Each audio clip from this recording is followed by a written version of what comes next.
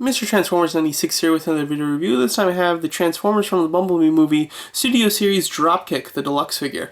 So quite excited to finally get to this review. I say finally if you've seen my previous video about this figure. I received this figure a couple weeks ago and it broke on me within the first day of having it. Therefore I had to exchange it, so I've been waiting for the replacement to come. It's finally here, so I'm finally getting to do the review and then do what I've really been waiting for, which is customizing it. This is a character that I've wanted to customize for a while now, ever since I saw pictures of the figure, because it just doesn't quite cut it, in my opinion, for the character in the film. And I have seen the film at the time of filming this. I did go to the fan screening, the 2 weeks early one too, so that was fun. So I can say with confidence that it's really not accurate. But let's get into the review here. Package-wise, standard packaging for the Studio Series now. Awesome picture of him on the side. You had this great kind of sky scene with jets flying around and explosions happening. It reminds me a lot of The Last Night. However, the scene doesn't really represent any scene in Bumblebee movie, so it's not specifically taken from a scene from that movie, at least. It might be taken from The Last Night because it just looks like that color-wise too. Picture of the figure on the back, and the other figures in the assortment. Which, that KSI Sentry is there's one more that he comes with, because Shadow Rider and Bumblebee are in the previous wave, if I'm not mistaken. Oh, I think, like, Ratchet is a part of his wave, if I'm not mistaken. But, yeah. There's the packaging going over his vehicle mode. Now, the vehicle mode is accurate and inaccurate at the same time. Obviously, Dropkick in the film, you know this even if you haven't seen it yet, he's a triple changer. You know, he changes into the Mustang car, or I don't know if it's a Mustang, but he transforms into a muscle car, then he transforms into this, like, kind of attack Apache helicopter type of thing. And I will say that they captured the helicopter really nicely. This is very much what I remember him looking like in the movie, the helicopter that he transforms into.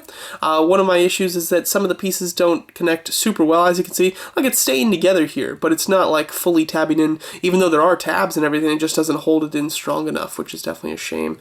But he's very compact. Like, he is razor sharp thin, which, I mean, for helicopter mode is great. It really looks good, and it's super concise, and, really nicely done in that manner. It creates issues though when you transform into a robot mode, but he looks really cool. He has some weapons, as you can see. These weapons, which you can put the guns away if you wanted to. Like, obviously I'd switch sides, but if you wanted to make them almost like boosters, you can flip them away, and then it kind of looks like extra kind of boosters to shoot out the back, something like that. So, you could even leave it like this, and then it's this actually looks pretty nice. I think this might be what it's actually meant for, or meant to be in robot or helicopter mode. But yeah, then you have like the kind of missile designs, which I think looks cool. And then this little gun that comes out the front is really nice. That's a nice touch, something that they could have easily skipped, but I think that this is quite cool. My biggest issue about this jet is the fact that it is a jet, or that it is a helicopter, and it's not what I would prefer, which is the Mustang car, or not Mustang, sorry, the muscle car.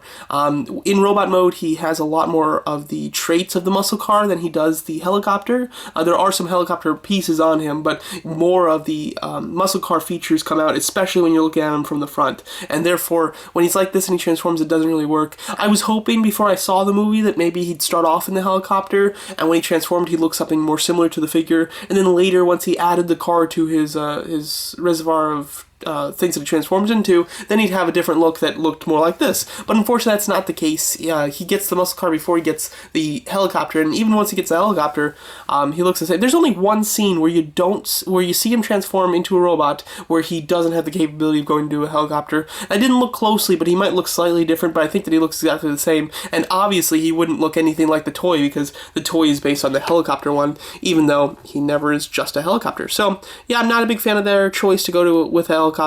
I'm glad with Shatter, his partner, that she transforms into the muscle car like she should. But enough about the helicopter, because it is a good helicopter. I'm just not a fan of the effects of the helicopter on the robot.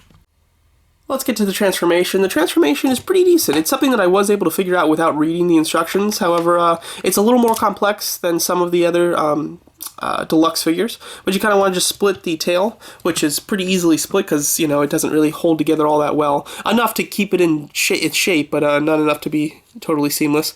So you can kind of start to move this out of the way. I like to spin the jet pieces around just so that they don't hinder very much.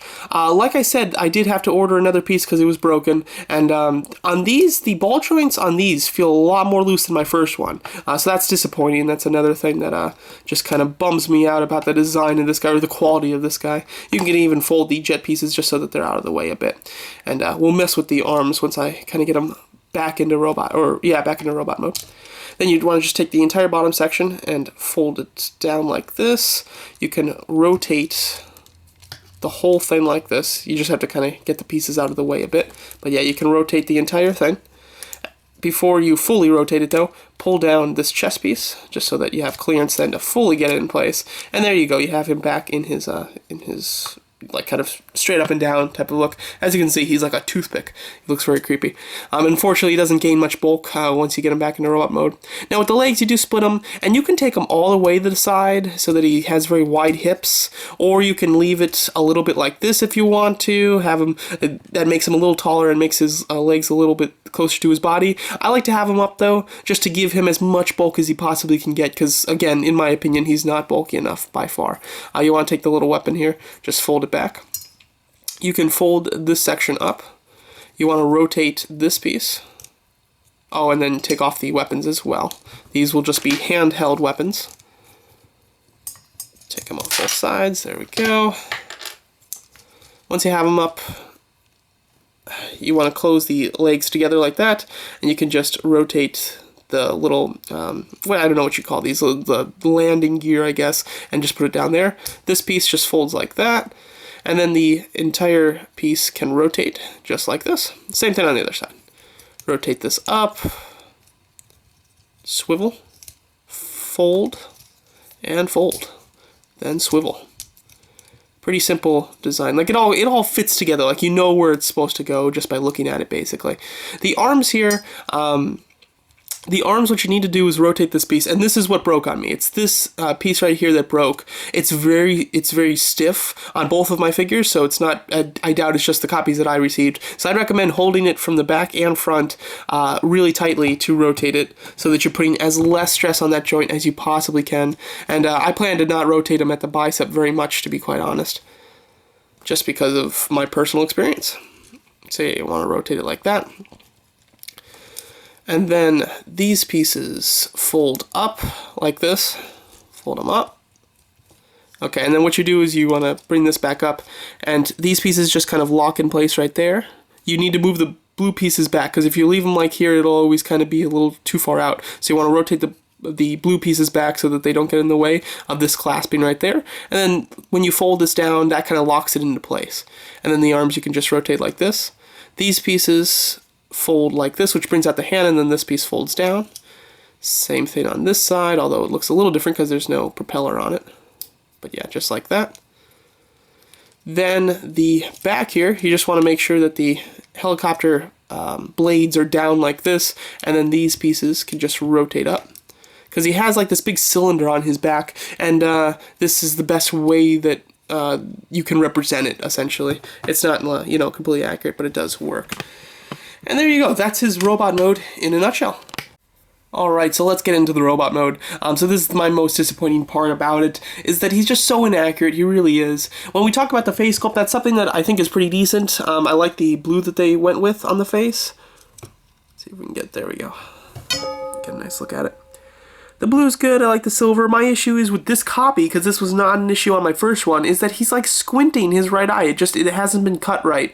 So he has like more of a personality, which it bugs me, but it's something that like I already switched it out, so I really don't want to switch it out again. So I'm not 100% sure what I'm going to do with that, but I might try to fix it. It's kind of annoying, but it is something that was not on my first copy.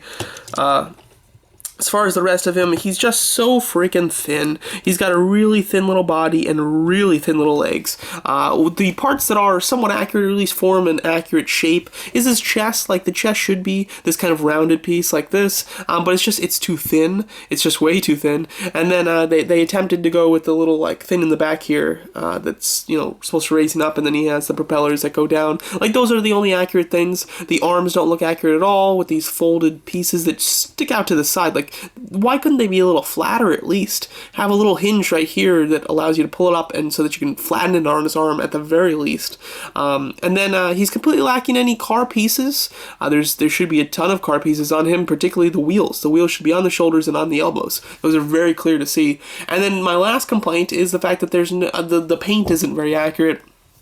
I think that he needs more blue on him. And the blue, this is a nice, like, deep royal blue, but it's not the type of blue in the movie. In the movie, it's more of a, it almost has a purplish flare to it. You can kind of see it right here. I think they get it a little bit more accurate right here. The paint on the jet engine pieces is actually a little nicer than on the rest of them. It kind of has this sparkle effect to it if you look closely, which I think matches his car.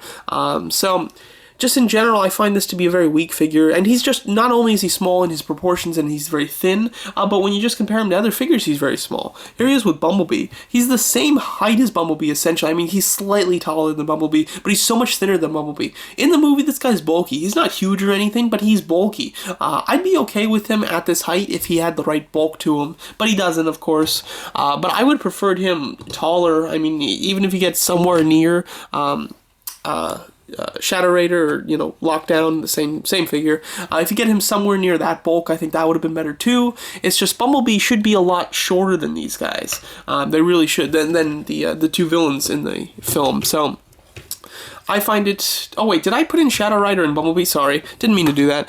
I'd like him to be a little bit more like this height. I think that would be better, and it would more suit the figure. So just in general, I find this to be a really weak Studio Series figure. I have to say, I am doing some end of the year videos, and one of them is ranking every single Studio Series figure that I received this year from my least favorite to my favorite, and spoiler alert for that, he comes up quite low, to be honest. He does not get very high in that list, and he's one of the biggest ones that really disappointed me, and it's due to his size, his proportions, his design, and his coloring. It's just like he fails in kind of all the areas, which is very disappointing. So I do plan to do my custom on him. I have a few things worked out that I want to do, and a couple things that I'm still working on. I'm still also working on the paint color. I'm finding it really hard to match the paint from the movie. It's hard because he's got this really nice deep shine to him, but he's got almost a little bit of purple in there, and it's a hard blue to match, to be honest. So I'm struggling with that, but I'm working on it, and I do have some design ideas already in my head. So now that I've done this review finally, since my first copy broke, I'm able to start on that custom, and hopefully have the custom done for you in not too long. I'm excited to get started on it. So there you go, that's my review of the Transformers Bumblebee Movie Studio Series Deluxe Size Dropkick figure. Overall, very disappointing. If you just love the character in the movie and you want some representation of him, then go for this one. There's no better one on the market, because this is basically the only, you know, like, regular Dropkick figure that has more than 3 steps to transform, so it's there's not much competition, which is unfortunate. If, you know, Hasbro was doing a Movie Master version of him, or there was a Deluxe or a Voyager version coming down the line or something like that, I would totally say wait for it, but this is your only option. So unless you're a huge Dropkick fan, I would say just skip this one. It's not worth it, and Shatter is a better representation of the villain force in the Bumblebee movie, figure-wise at least. So yeah, there you go, that's my review of the Transformers Dropkick Studio Series figure. Let me know what you guys think of the figure, and thanks so much for watching.